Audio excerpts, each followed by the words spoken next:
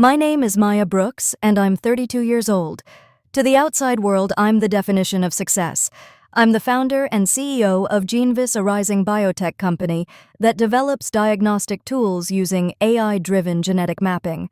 I live in a quiet but modern apartment in Seattle, drive a clean electric sedan, and spend my mornings running 5 miles before work.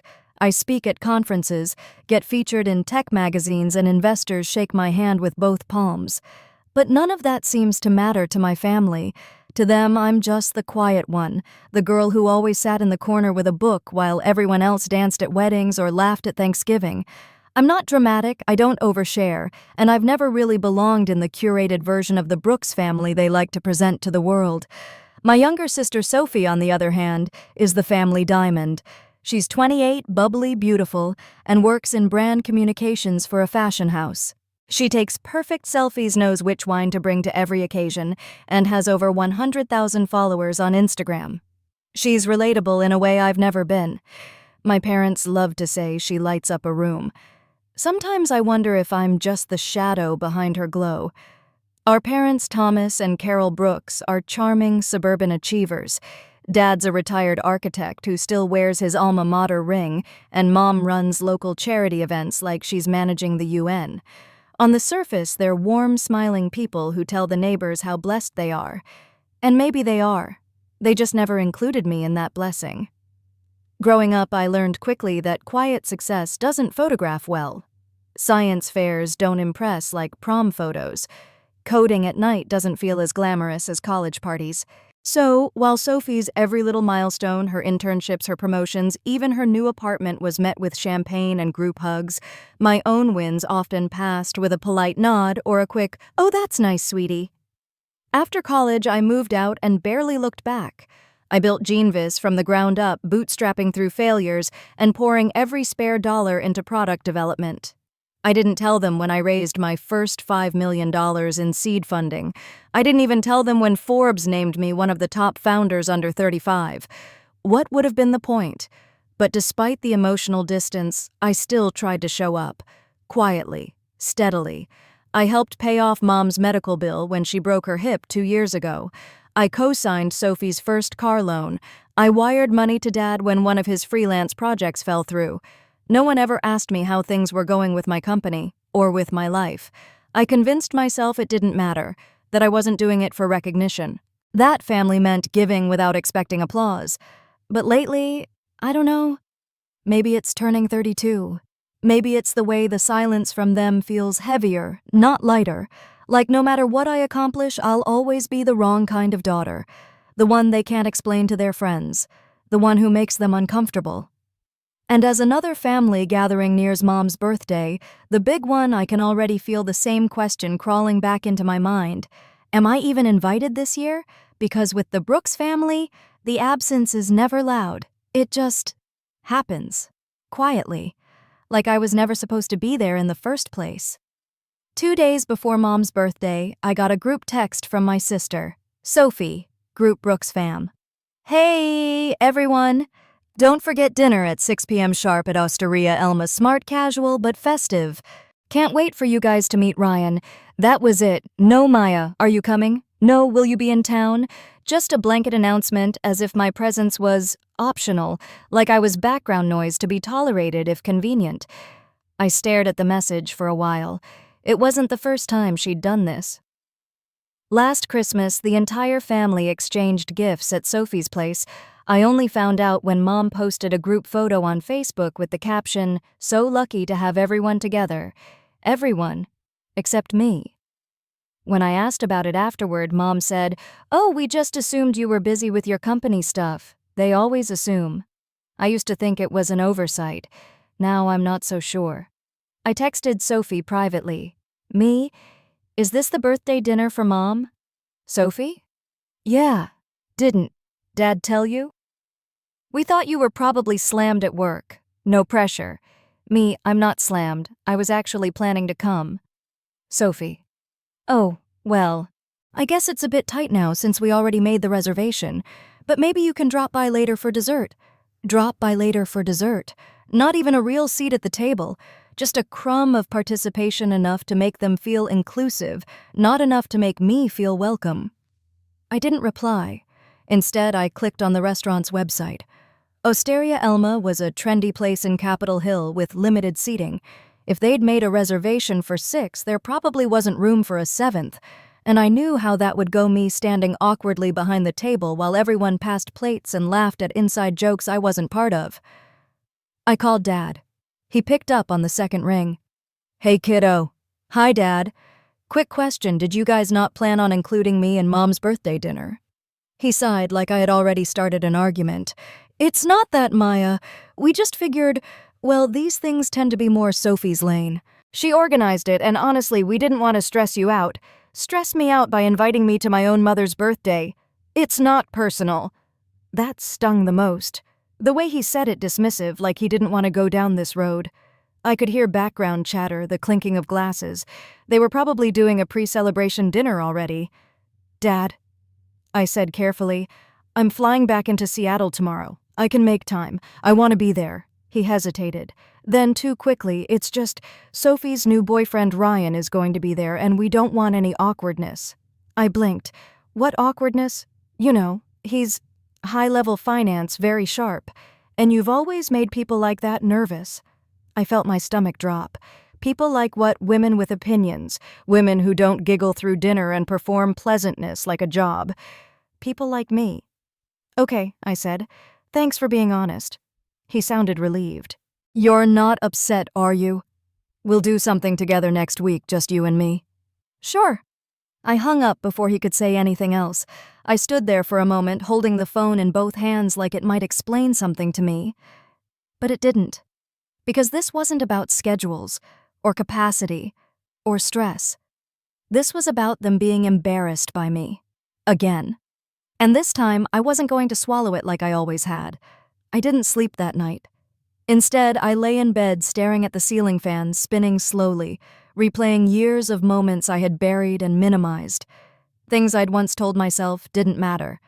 Like the time Dad's freelance project went sideways, and he called me in the middle of a Tuesday meeting, his voice cracking as he asked for a short-term loan to cover a gap.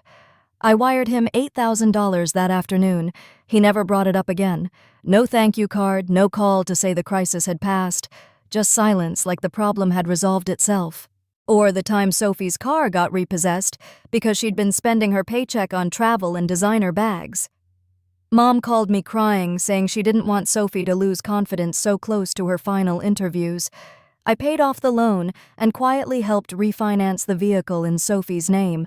She posted an Instagram story the next day, captioned, "Back in the driver's seat. Manifesting works, y'all." Not once did she mention me. Then there was Mom's hip surgery, a bad fall at the charity gala. Their insurance didn't fully cover the cost, and I was already preparing for a new funding round at GeneVis. But I knew what would happen if I hesitated, so I paid the hospital bill in full. That Thanksgiving, Mom toasted to Sophie's new job and Dad's courageous spirit, but when it came to me, she just smiled vaguely and said, "And Maya's doing, well, something in tech, right?" It wasn't the lack of credit that hurt. It was the deliberate erasure, like acknowledging me would disrupt the version of the family they were curating. I used to tell myself that was okay. That family didn't owe you applause. That love didn't need receipts. But love, real love, should at least notice when you're breaking yourself in half to keep the roof from collapsing. I pulled out an old spreadsheet I kept my personal ledgers. Not for revenge, just for truth. On it, I had logged every major contribution I'd made to my family over the past 10 years. Dates, amounts, reasons. I scrolled through the list and stopped at the total $163,720. That was the price of being the invisible daughter, the fallback option, the one they called when things broke and forgot once they were fixed. I closed the laptop and sat in the silence. It didn't feel noble anymore. It felt pathetic. Because despite all those things, I still wanted to be invited to dinner. I still wanted to sit at the table and be asked about my life, my work, my happiness. And what stung most wasn't just that they hadn't invited me, it was that they didn't think they needed to. Somewhere along the line, I had trained them to believe I would always be there, no matter how little they gave in return. And maybe that was my fault. The next morning, I opened my email and saw a newsletter from Mom's neighborhood charity group. I'd forgotten I was still on their mailing list. I scrolled absently another benefit dinner, another list of donors, another smiling group photo of my mother holding a check. Then I saw it special, thanks to Sophie Brooks for helping us revamp our social media strategy. Of course, Sophie, the social one. Sophie, who shows up to brunches and arranges flower walls for fundraisers. The one who makes everything look effortless and pretty. I stared at her name in bold print, feeling that familiar hollowness creep into my chest. I wasn't jealous of Sophie. I didn't want her spotlight. I just wanted to exist in this family as more than an emergency wallet or a scheduling inconvenience. I remember once, about 4 years ago, I took a week off to fly home for Dad's birthday. It was rare for me. I was deep in product development at the time, and missing even a day felt like a risk. But I showed up with a handmade leather journal I had custom engraved with his architectural logo from back when he had his firm. When he opened it, he blinked at it for a second, smiled politely, and set it aside. 5 minutes later, Sophie walked in with a gag gift, a mug that said "Best Dad in the World, unless Sophie's driving." The whole room laughed for 5 minutes straight. Mom wiped tears from her eyes. Dad immediately used the mug that night. That was the night I realized they remembered what made them laugh, not what made them think. Even when I tried to connect in their language, I was speaking a dialect they didn't understand. It wasn't that I wasn't part of the family. It was that I was inconvenient to the family narrative. The version of the Brooks household they showed to the world was warm, tightly knit, effervescent. They liked stories with easy plot lines, parents who beam with pride, daughters who call every Sunday boyfriends who pose well in photos.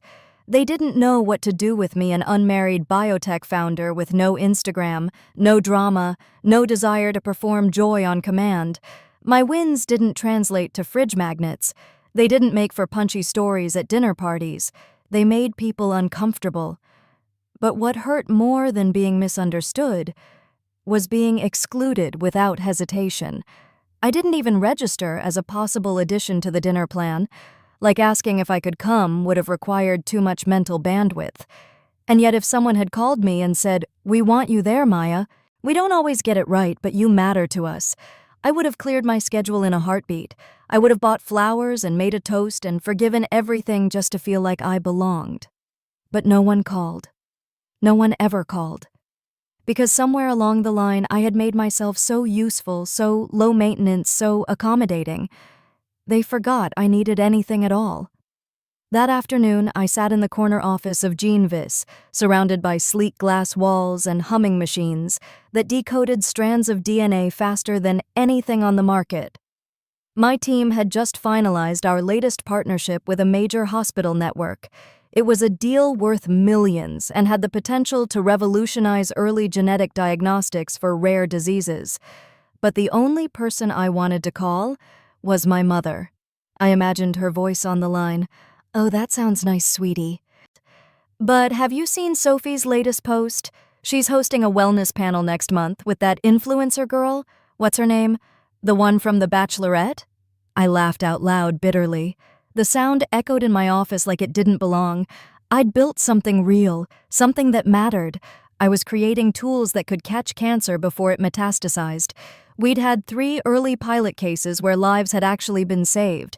Not hypothetically, literally, and yet somehow it all felt invisible the moment I thought about my family. What was the point of building empires if no one you love even notices the first brick? Sometimes I wondered if I had overcompensated, if I had thrown myself into my career because it was the one place where effort led to reward, where logic made sense and outcomes were measurable. At work, I could prove my value. At home, I was always too much or not enough, too serious, not charming enough, too focused, not warm enough, too smart, not soft enough. My assistant, Jordan, knocked gently on the open door. "Hey, just a heads up, your driver's here. Also, your mom's birthday flowers were delivered this morning. You want me to send a card with them? I'd completely forgotten. Every year, like clockwork, I had a standing flower order that got delivered to my mom on her birthday. Orchids, her favorite. This year, I hadn't even remembered confirming the order." "Yeah," I said quietly. "Write something simple. Thinking of you. Love, Maya." Jordan nodded, then paused. "You good?" I forced a smile. Just tired. He didn't press. When he left, I stared at the glass wall, watching the city blur behind the steady drizzle of Seattle rain. For a moment, the lab felt cold. My office felt cold. I felt cold.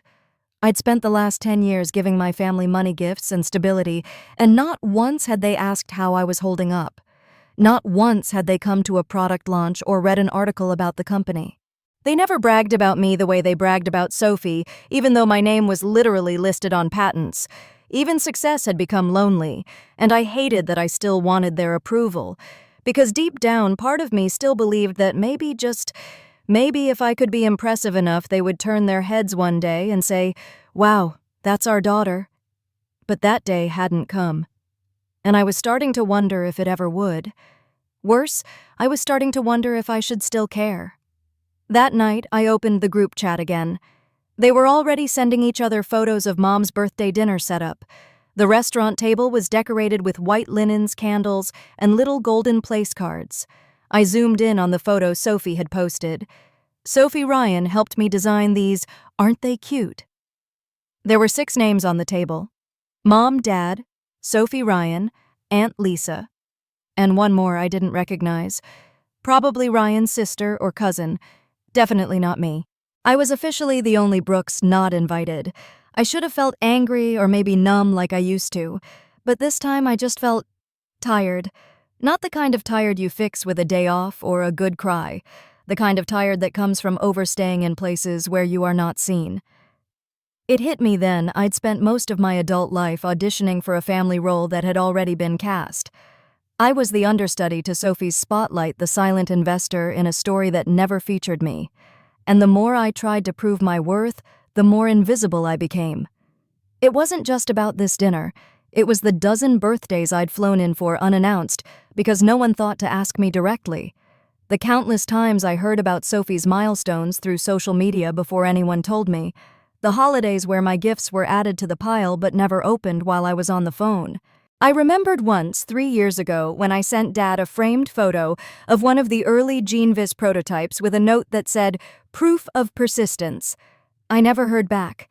When I visited home months later, the frame was still in its box under a pile of unopened mail.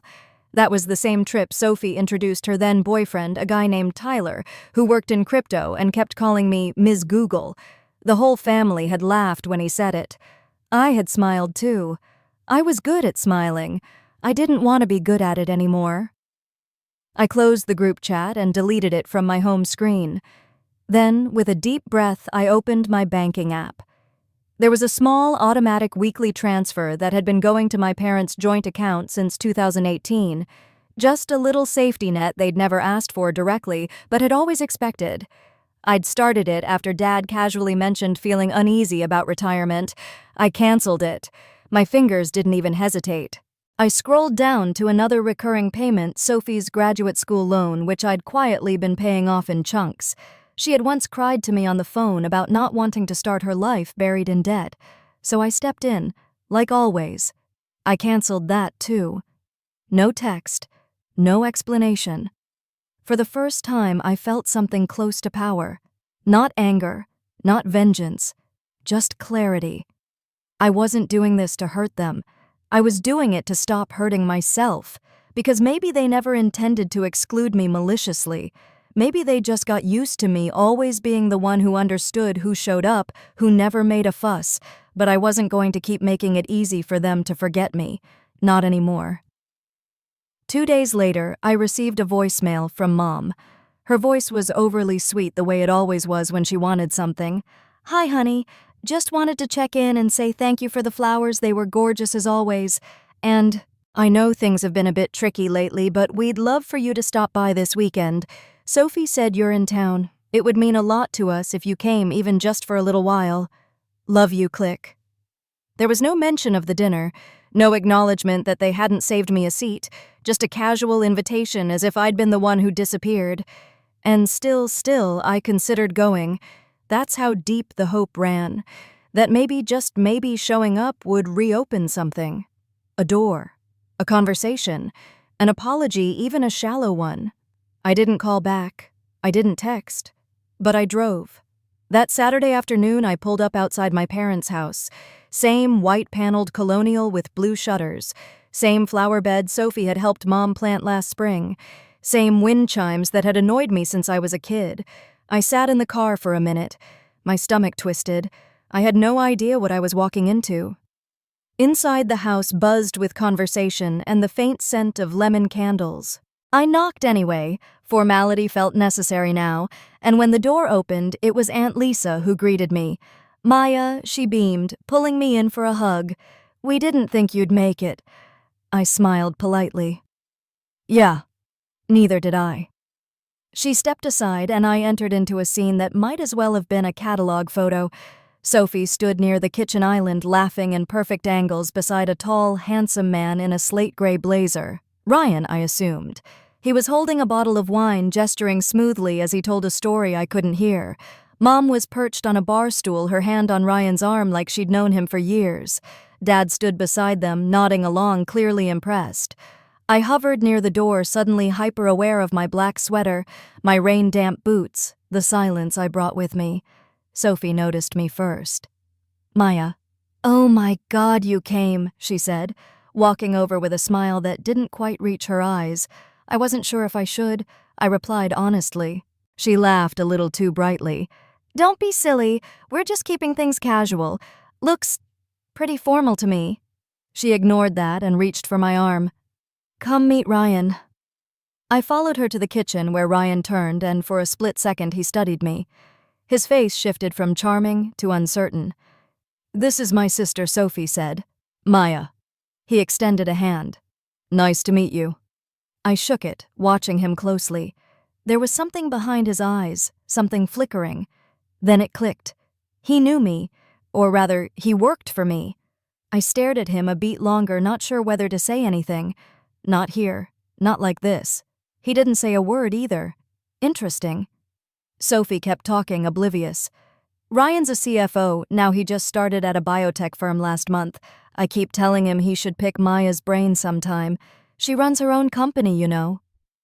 "Oh," Mom said, glancing at me like she'd forgotten. "That's right. You're still doing that." "Thing with science," I smiled thinly. "Still doing that thing, yes." Ryan cleared his throat. "What's the name of your company again?" He was testing me. "GeneVis," I said. Dad nodded vaguely. "Sounds familiar." Ryan's face tightened for a split second. Then he raised his wineglass and changed the subject.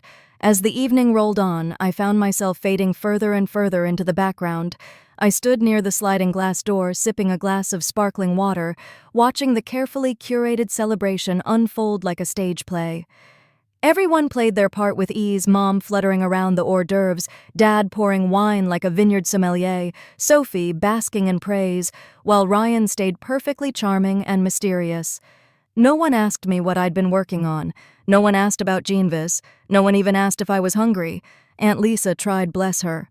She asked how Seattle had been lately, and when I said we were piloting a new early detection test for a rare neurological disorder, her eyes lit up. "That sounds incredible, Maya," she said. "Are the results promising?" "They're better than promising," I said.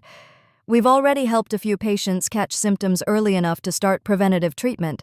It's still small scale, but that's amazing. Why haven't your parents told anyone?" I gave her a tight smile, "because they'd rather talk about Sophie's nail polish line."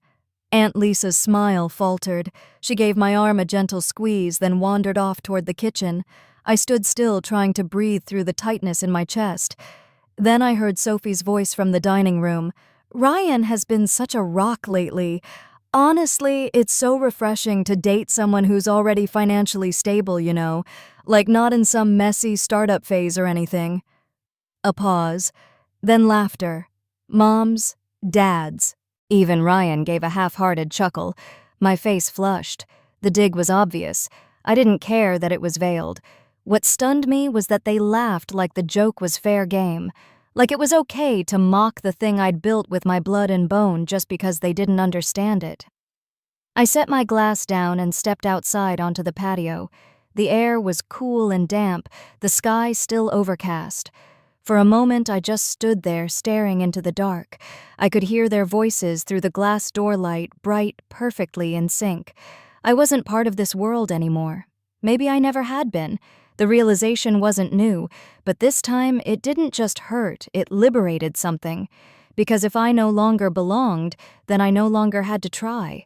I could stop contorting myself into the version of Maya they might find digestible. I could stop waiting for permission to take up space at the table.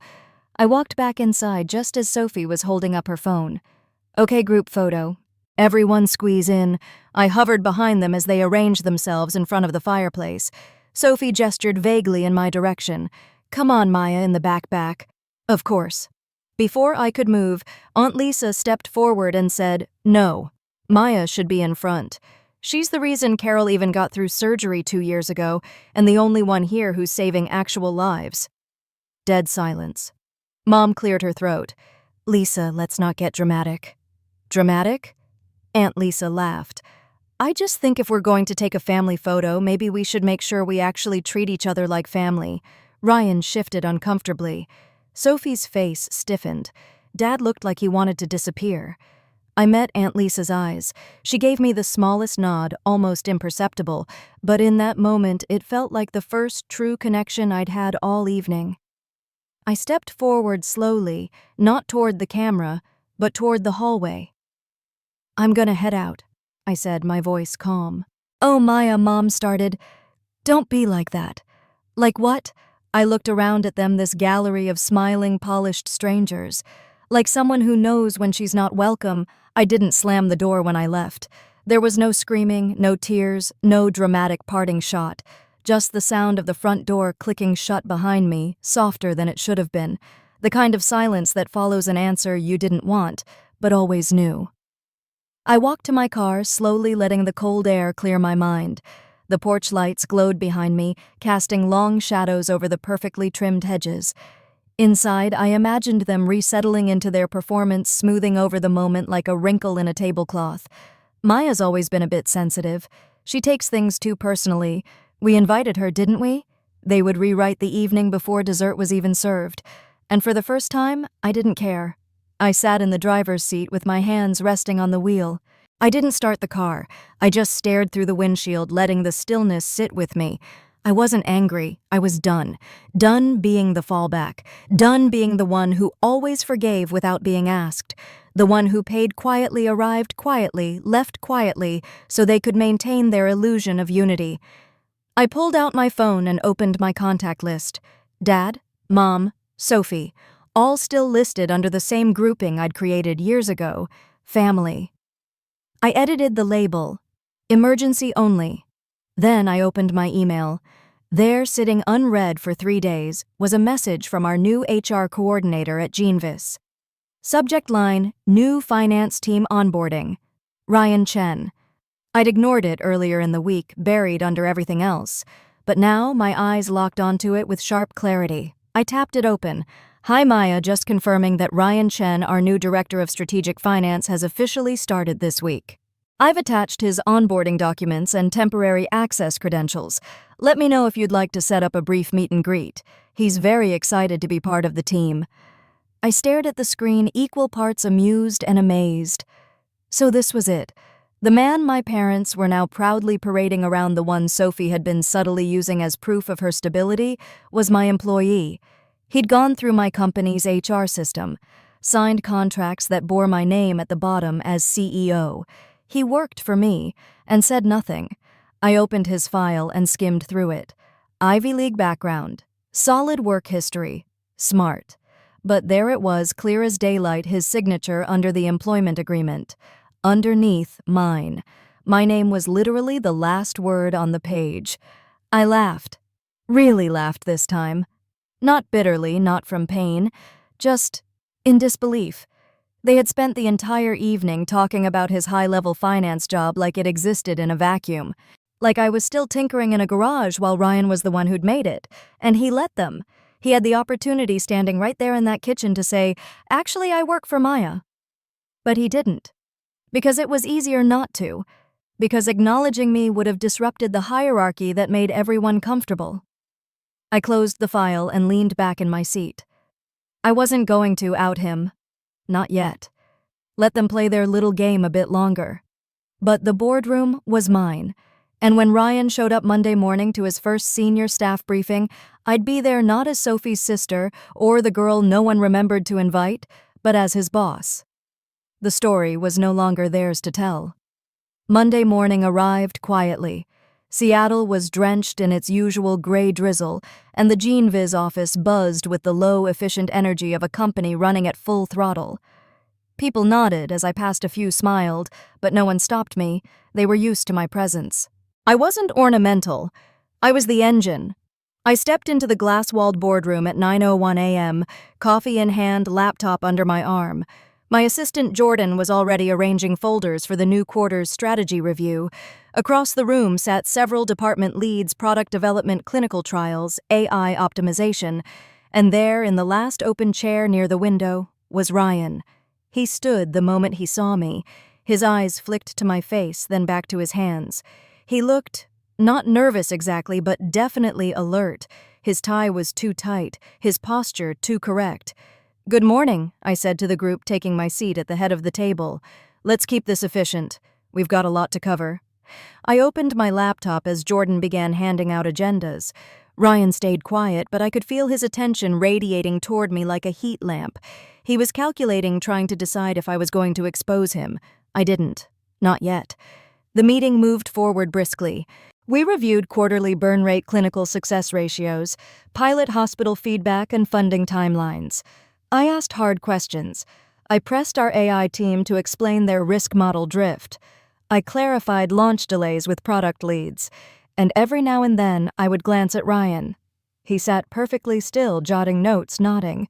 To anyone else in the room, he was just another new hire learning the ropes.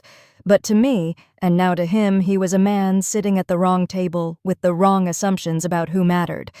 Finally, toward the end of the meeting, I said, "Before we wrap, I'd like to officially welcome our new Director of Strategic Finance, Ryan Chen." Heads turned toward him. He straightened. "I'm sure you've already met some of the team," I continued. "Ryan comes to us with an impressive background and will be reporting directly to me for now as we integrate his work with our current growth plan." I let that sit for a second. Ryan smiled, the kind of smile that doesn't reach the eyes. "Thanks, everyone. Really excited to be part of something this innovative, especially under Maya's leadership." Someone else might have missed the flicker of discomfort behind his tone. I didn't. "Glad to hear it," I said smoothly. "We expect a lot here, but if your performance mirrors your resume, I'm sure you'll do fine." Meeting adjourned. The chairs scraped. People gathered their things. I stood to leave, but before I reached the door, I heard him behind me. Ms. Brooks." I turned. He looked sheepish, maybe even a little embarrassed. "Can we talk for a second?" I gave him a measured look. "Of course." We stepped into the hallway. He glanced around, then lowered his voice. "I didn't say anything at the dinner. I didn't know if you wanted me to." "You mean you didn't know if it would make you uncomfortable?" I said plainly. His jaw tightened. "That's not what I meant." "No." I tilted my head. "Because I watched you stand in my mother's kitchen while they talked about your stability and praised your ambition while I poured the wine and stayed silent. And you let them. You chose to let them believe you were the impressive one." "I didn't want to embarrass Sophie," he said, almost whispering. I nodded. "And you didn't mind erasing me in the process." He had no response. I offered a professional smile. "Let's be clear, Ryan. I don't mix personal history with professional structure. You're here because your numbers check out. But if you try to play the same game in this building that you did at my parents' house, it won't end well for you." He swallowed. "Understood." I turned to leave. He called after me softly, "Hi, boss." This time I didn't flinch. I just walked away. The next time my mother called, I let it ring. Then again. And again. By the fourth attempt, she left a voicemail. "Hi, honey. I think we may have upset you somehow, and I want to clear the air. Sophie said maybe something awkward happened at the dinner. I hope you're not taking things too personally. You know how Sophie jokes. Anyway, give me a call when you can. We love you." Click. I stared at the phone for a long time. There it was again, that word, jokes.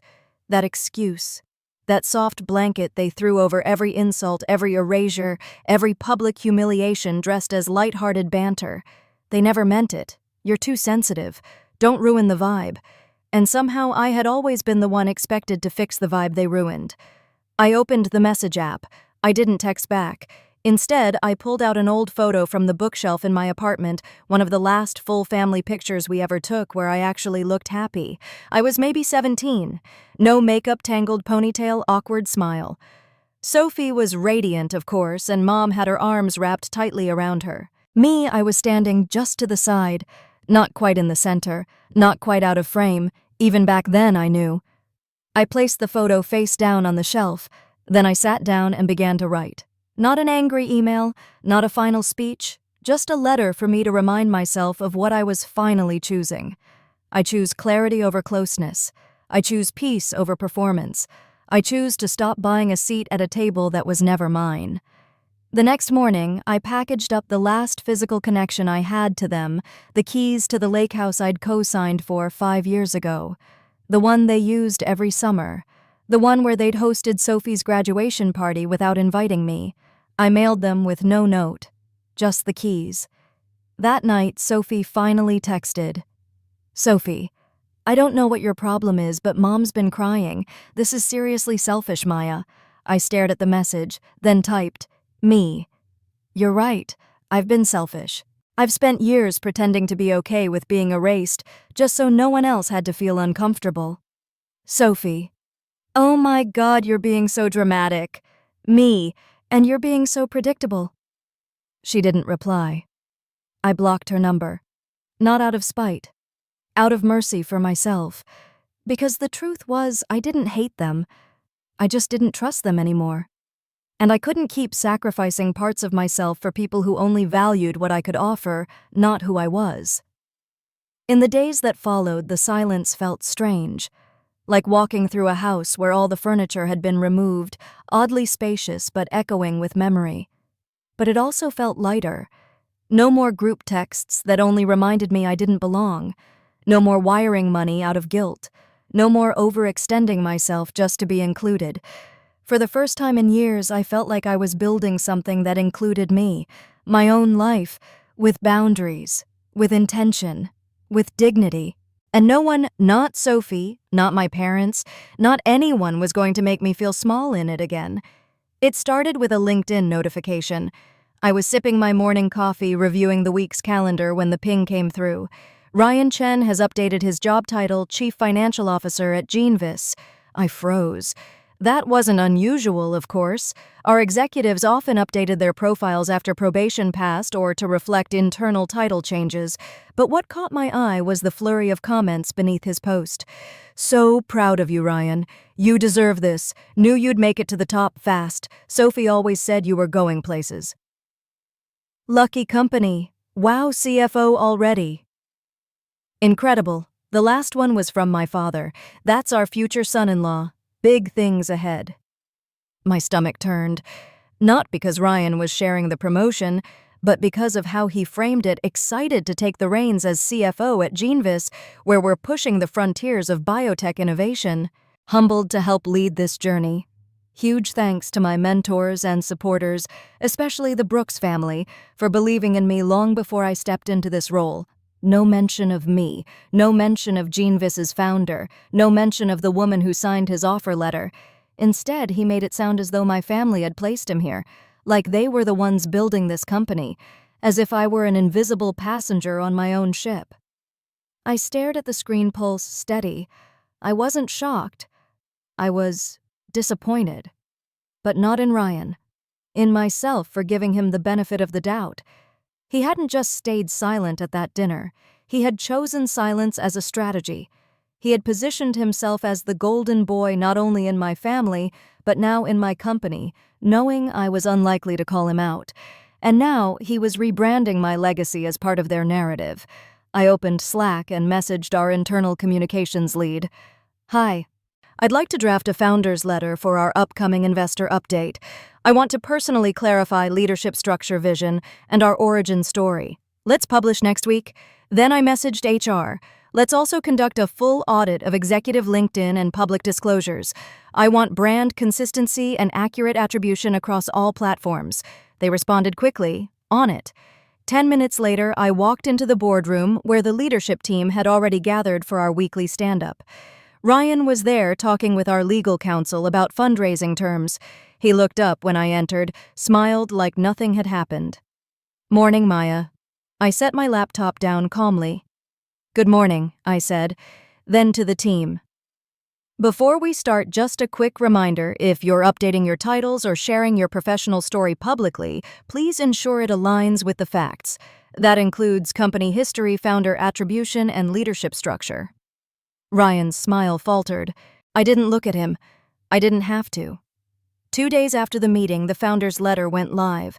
It wasn't dramatic. There were no accusations, no names mentioned, but it was unmistakably mine. When I started GeneVis in a rented basement suite 8 years ago, all I had was a concept, a sketchpad, and a stubborn refusal to accept late-stage diagnosis as a death sentence. We now sit at the intersection of genomic precision and scalable AI diagnostics, not because of luck, but because of a team that believes science should serve people, not egos. As founder and CEO, my vision has always been clear: build a company that tells the truth about disease, about data, and about who built what. And I believe credit should follow contribution. The post went viral within our industry circles. My inbox exploded. Investors replied with enthusiasm. Former professors, female founders, even journalists I didn't know personally sent messages of support. And then came the message I didn't expect. From Sophie. Sophie.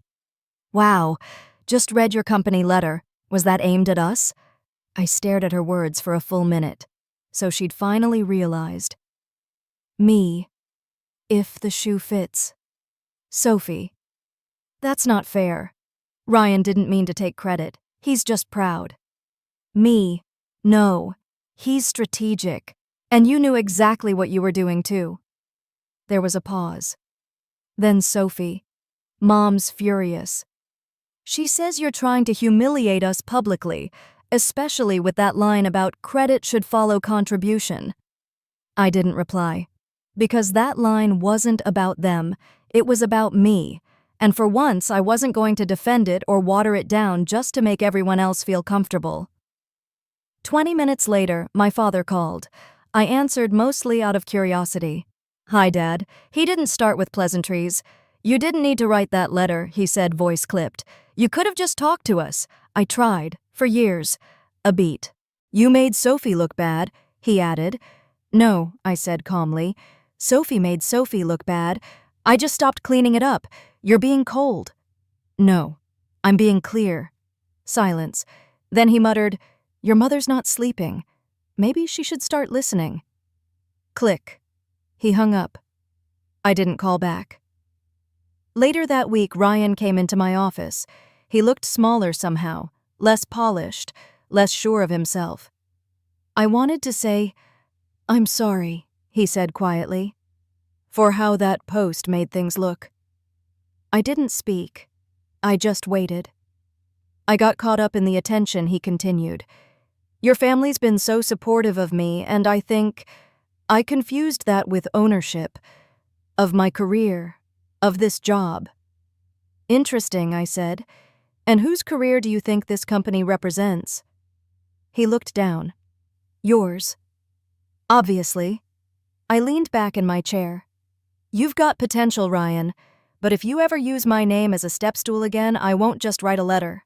I'll show up to your next panel and introduce you as my intern." His eyes widened. "Understood. Good. Now get back to work." He left without another word, and I sat in that moment grounded in something I hadn't felt in years. Complete ownership, not just of the company, but of my story, of the truth I had swallowed and the space I had earned, not asked for, not begged to enter, but built brick by bloody brick. I didn't need my family's applause. I didn't need Sophie's validation or Dad's reluctant approval. I had rewritten the narrative, and now they were the ones trying to catch up. A week passed. No more calls from Dad, no more texts from Sophie. Even Mom went quiet. I didn't realize how much noise they used to make, how constantly I'd been tugged back into their orbit until the silence became almost serene.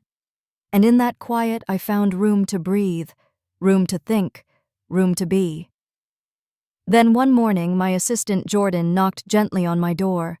"Your mom's here," he said, brows raised. "At reception." I blinked. "My mother." He nodded. "She said she's not here to fight, just wants 5 minutes." I could have said no. A month ago, I would have said yes immediately, desperate to be heard. Now I just sipped my coffee and said, "Send her in."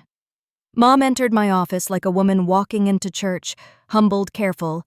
She wore one of her pale beige sweaters, pearls at her neck, the same perfume she'd worn since I was 10. "Maya," she began, eyes scanning the space like it didn't belong to me. "You've really made something here." I leaned back in my chair. "I have." She sat slowly, folding her hands. "I read the letter again," she said, "and I talked to your father, I talked to Sophie, and I realized we've made you feel small, invisible." I didn't answer. Because this wasn't about her feelings. It never had been. She sighed. "I don't know how we got here. We're your family. We love you." "No," I said calmly. "You love the version of me that stays quiet and pays for everything without asking for acknowledgement. But that version's gone." Her eyes shimmered. "You're punishing us." "No," I said. "I'm protecting myself." A long pause stretched between us. Finally, she whispered, "Then what do you want?" I gave her the same look I used in board meetings. Direct. Grounded.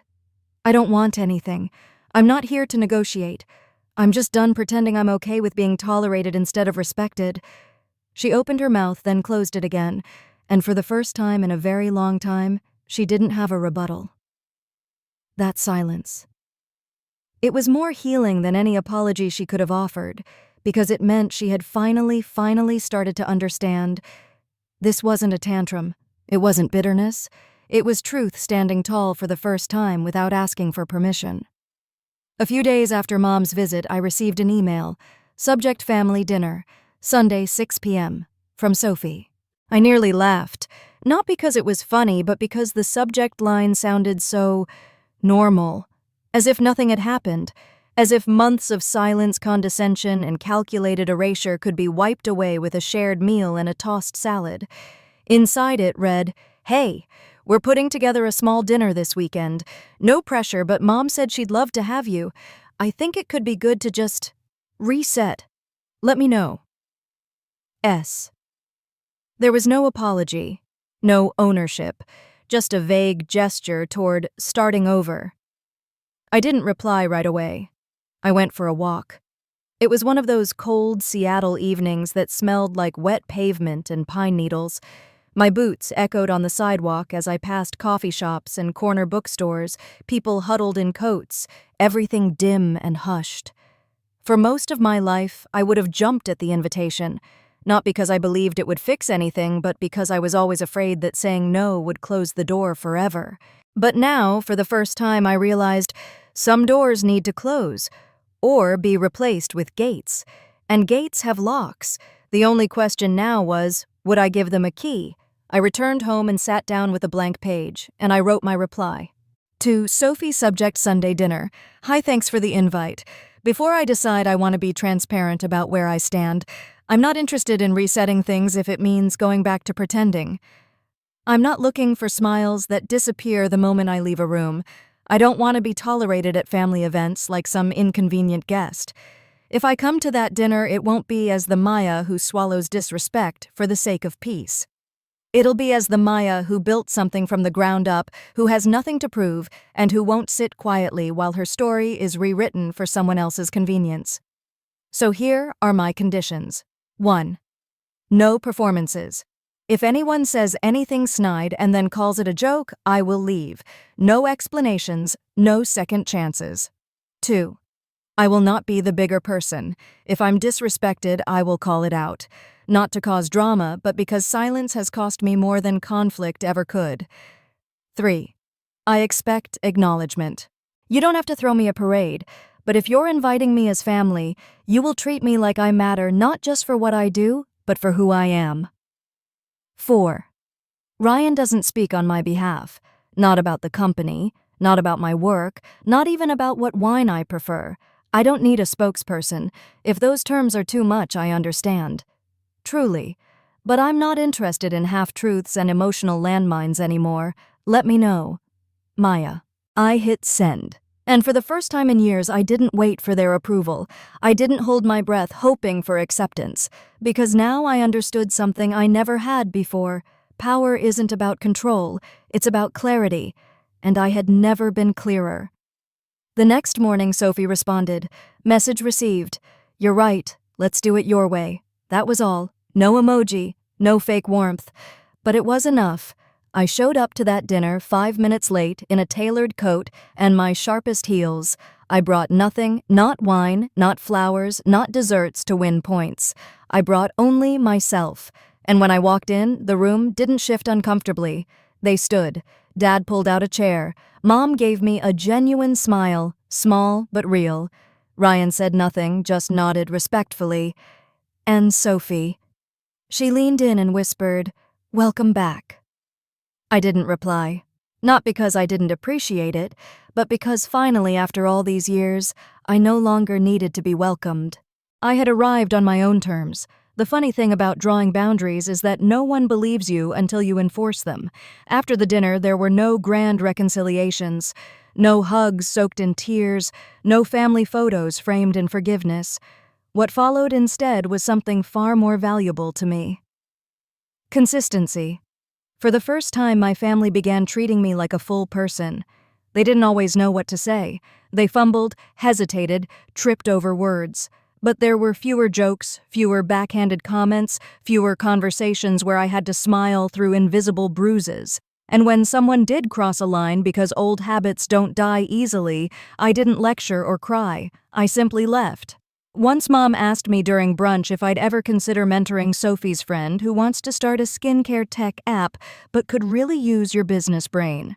I looked up from my tea and said, "You mean the one who posted on Instagram about how AI startups are just ego trips?" She blinked. I didn't know she said that. I shrugged. Well, she did. So, no. And I went back to my eggs. Mom didn't press. And that was progress. At work, things were sharper than ever. Investors reached out with interest, journalists asked for interviews, and a young group of female STEM grads wrote me a letter about how my founder's letter had inspired them to stay in biotech. I printed it out and kept it in my desk drawer, not because I needed the validation, but because it reminded me that truth builds more than companies. It builds people. Ryan kept his head down. He worked well, surprisingly. Numbers didn't lie, and he was good at them, but he never again confused his place in the company with mine. Our interactions were respectful, professional, distant, but not hostile. Sophie, meanwhile, began something I never thought possible. She started asking questions, real ones, not veiled in competition, not laced with insecurity. She once pulled me aside after dinner and said, "How did you even come up with the first version of your diagnostic tool? I mean, the actual idea," I told her. Not because I needed to impress her, but because I saw something in her face I hadn't seen since we were kids, genuine curiosity. Maybe she was growing too. Or maybe she just finally saw what had been there all along. Either way, I stopped bracing for the next betrayal. I stopped flinching when my phone buzzed with their names. Because now I had a choice. I wasn't trapped in their perception of me. I wasn't chasing approval like a dog with a leash made of guilt. I was living inside my own story on my own page at my own pace. There were still lonely days. I won't pretend otherwise. Sometimes I looked at families who laughed easily, who fought and forgave in one breath, and wondered what it would feel like to have grown up seen. But then I remembered something I wrote in that letter to Sophie. I don't want a reset. I want something better. I want a relationship that starts from the truth, not from convenience. And that's what I was building now. One truth at a time. One Saturday, I stood on the balcony of my apartment, watching the city lights flicker like stars beneath a dome of quiet. Jordan had just texted me a draft of an op-ed a health journal wanted me to submit. I hadn't said yes yet. I was thinking, not strategizing, not managing fallout. Thinking. The kind of thinking you do when your mind isn't bracing for pain, when your body isn't curled around 1,000 invisible alarms, when you know your worth isn't up for negotiation tomorrow, just stillness. I breathed in the night air, let it fill every part of me. And for the first time I said it out loud, I'm okay. Not because everything was fixed, not because they'd changed completely, but because I had. It started with an invitation from a university. One of my old professors, Dr. Alvarez, reached out asking if I'd be willing to give a talk at a Women in Biotech symposium. Just something personal, he wrote. Not a resume speech. Something real. My first instinct was to say no. I didn't love public speaking. And the idea of standing on a stage and exposing the private battle behind the polished company image felt vulnerable. But then I remembered the girls who had written me the letter, and the thousands like them, bright, capable, and exhausted from being overlooked, misrepresented, or quietly erased. The way I had been, the way I had let myself be. So I said yes. The day of the event, I wore a simple navy blazer and jeans. No script, no slideshow, just a wireless mic and a stool on stage. There were maybe 200 people in the room. Most were students, some professors, a few industry folks at the back. I introduced myself briefly, then I told them the truth. Not the clean, board-approved version of my founding story, but the version that included working out of a basement lab with secondhand centrifuges and a broken HVAC system, pitching to investors who looked me in the eye and asked, "Is there a male co-founder we can talk to?" Waking up at 3 a.m., wondering if I was wasting my time and potential chasing a dream no one else believed in. And then I talked about family. I didn't name names, but I described what it feels like to succeed in a room where no one claps for you. I described the loneliness of building something huge while the people closest to you act like it's a phase or worse, a fluke. And finally I said this: sometimes your biggest breakthrough isn't scientific, it's personal. It's the moment you stop asking others to recognize your value because you finally recognize it yourself. The room went silent. Not heavy, not tense, just still. Afterward, dozens of students came up to me, some with notebooks, some with shaky voices, some with tears in their eyes. One girl no older than 19 said I thought I was broken because my family never got excited about what I love. But maybe they're not supposed to. Maybe it's my job to be excited first. I nodded. Exactly. Start there. Another student asked, "How did you stop trying to earn a seat at the table?" I smiled. I built my own table, and I stopped inviting people who only came to rearrange the chairs. There was laughter, then applause. The real kind. The kind that rises slowly, not because you asked for it, but because people felt it. Later that night, back in my apartment, I sat on the floor with a cup of tea and opened a notebook I hadn't touched in months. Inside were sketches of ideas I'd shelved, not business models, not algorithms, stories, raw ones, fictionalized versions of truths I'd lived through, scenes about daughters who shrink themselves, sisters who compete for crumbs, women who get tired of being nice and finally decide to be whole. I flipped through the pages and realized I didn't just want to run a company. I wanted to create space in science, in storytelling, in culture for women who'd been edited out of their own lives. That night I wrote until 2 a.m., and I didn't stop because I was tired. I stopped because for the first time in years I felt complete, not finished, not perfect, just whole. Thanksgiving was coming up. In years past, the holiday was a source of low-level dread, equal parts obligation, and emotional landmine. I'd fly in, bring a polite smile, sit at a table full of inside jokes I wasn't part of, and leave more drained than when I arrived. But this year, I felt nothing. No panic, no guilt, just space. Sophie texted a week before, "You coming for Thanksgiving. I'll bring the wine if you bring the grace." I stared at the screen. That used to be our thing, light sarcasm to soften hard truths, but I'd outgrown that armor. Instead of replying right away, I did something better. I asked myself what I wanted, not what was expected, not what would keep the peace, not what would prove I wasn't bitter. Just, what does peace actually look like for me? The answer surprised me. I didn't want to go, and I didn't need to explain why. So I wrote back, "Thanks, but I'm staying in Seattle this year. I'm cooking for myself. Might write, might hike, but I'll be doing it on my terms. Hope it's a good one." Sophie responded a few hours later. Fair enough. Save me some leftovers. Also, I read your op-ed in Wired. Wow. I smiled. Not because she praised it, but because she found it. Because she went looking. That was enough. On Thanksgiving Day, I woke up to soft rain and a quiet phone. No flight to catch. No airport security lines. No pretending to enjoy cold turkey and old family dynamics. Instead, I brewed fresh coffee, pulled out a recipe for roasted carrots with tahini, and let music fill the space where old noise used to live. At noon, I FaceTimed Aunt Lisa. She'd always been different, gentle, observant, the only person who ever made space for my silence growing up. She answered with a full apron on and flower on her cheek. There she is, she beamed. The biotech Beyoncé. I laughed. Please never say that again. We chatted while she kneaded dough. She asked about the company, the writing, even the symposium. She didn't interrupt. She didn't redirect the conversation back to Sophie. And when I thanked her for always seeing me, her eyes got soft. Sweetheart, she said, seeing you was never the hard part. The hard part was watching everyone else pretend not to. That evening, just as I was pouring a glass of wine, the doorbell rang.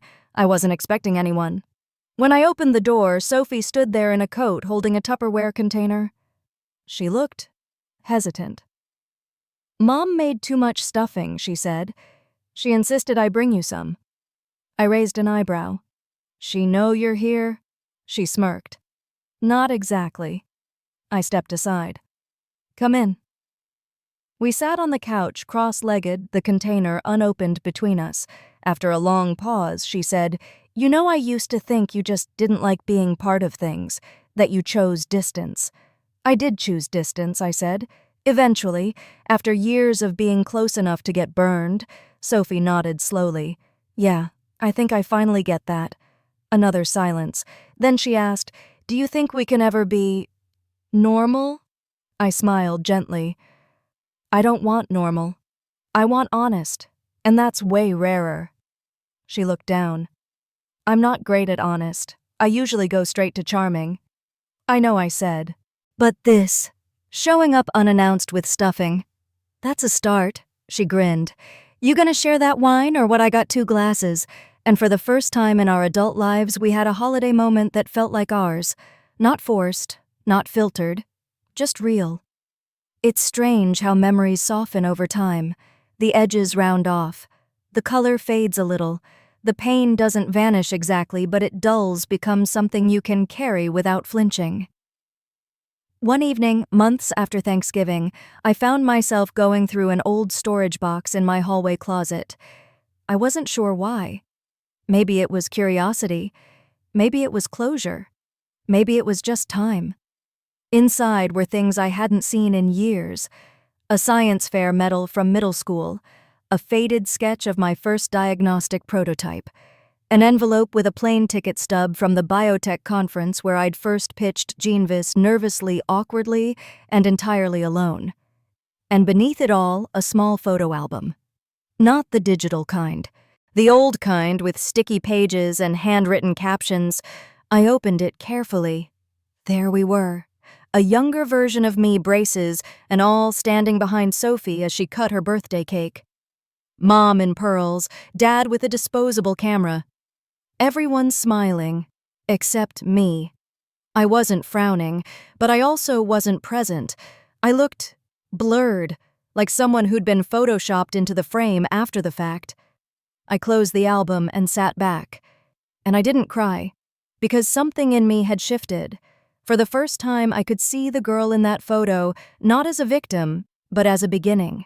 That girl had endured a lot. Being overlooked, being underestimated, being used when it was convenient and forgotten when it wasn't. But she also learned. She learned how to build from scratch. She learned how to speak without raising her voice.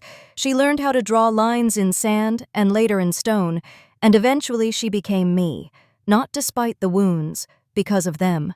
Later that week, I had lunch with Jordan, my assistant-turned-friend, who'd been by my side through most of the storm.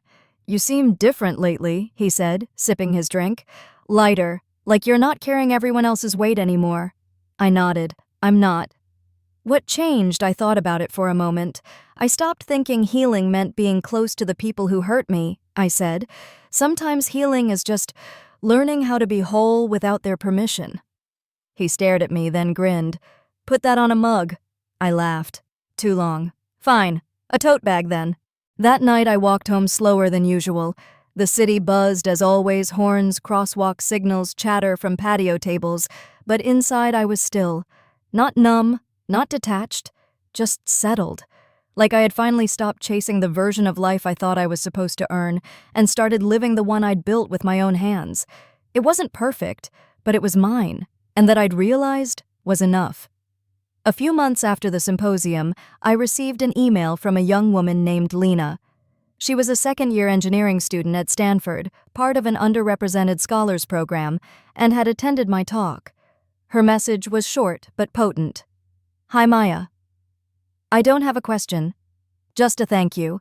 You were the first person I ever saw talk about ambition and pain in the same sentence. It made me feel like maybe I don't have to pick between being strong and being human. I've been hiding how much it hurts to be invisible even while trying to change the world. But when you said, sometimes your job is just to keep building the thing no one else sees yet, I cried. Thank you for seeing people like me. Lena.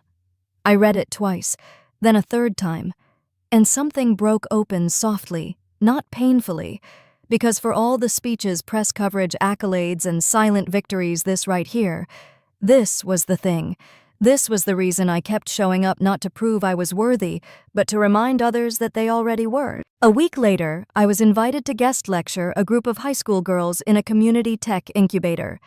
At first, I hesitated. They were young. Some probably hadn't even heard of biotech, let alone cared. I wondered if my story would land or if I'd just sound like another adult preaching resilience. But then I remembered Lena, so I said yes. The room was small, fluorescent lights, fold-out chairs, mismatched hoodies. Half the girls were on their phones when I walked in. One was asleep. Still, I smiled. I didn't open with a resume. I opened with a question. How many of you have ever been told you're too much for a girl too loud, too smart, too ambitious? 10 hands went up. The rest looked like they wanted to, but weren't sure if it was allowed. I nodded. Good. Then you're in exactly the right room. That got a laugh, small but real. I told them about the girl in the faded photo album, about how she tried to shrink herself to fit into places that weren't built for her, about how eventually she stopped shrinking not because someone gave her permission, but because she got tired of disappearing. I told them how power doesn't always feel like fireworks or applause. Sometimes it feels like saying no for the first time and not apologizing afterward. Sometimes it feels like leaving the dinner table without explaining why. Sometimes it feels like starting over even when no one claps for you. At the end, one of the quietest girls in the room raised her hand. What do you do? She asked, when the people who are supposed to believe in you. Don't I met her eyes. I stop waiting, I said, and I become the one who believes in me first. Years ago, I thought strength meant staying silent, that if I could just endure long enough, tolerate enough, prove enough, eventually they'd see me. They didn't, but I did, and that changed everything. Because once you see yourself clearly, no one else gets to define your worth again. I used to think healing meant reconciliation. That closure came from shared understanding. But now I know healing is a choice you make for yourself long before anyone else apologizes. It's the moment you decide, I don't need to be invited to belong. I belong because I'm here and I'm enough. Not perfect, not painless, but powerful precisely because of the scars. So to anyone who's ever felt erased, overlooked, or made to feel too much, I want to say this. You don't have to earn your voice. You already have it. Use it. Write the email, say the hard no, walk away from the table if they won't make space, and if you have to build your own damn table. And when you do, leave the door open, because there's someone behind you still whispering their worth to themselves, hoping it might be true. Be the proof that it is. You don't need anyone's permission to be fully alive. Look at yourself, speak up for yourself, and from there you can change not only your life, but the world of those who don't dare to speak up. If you're reading this and have a wound in your heart that you've always thought was small, don't wait. Go ahead. Say what you need to say. Choose yourself.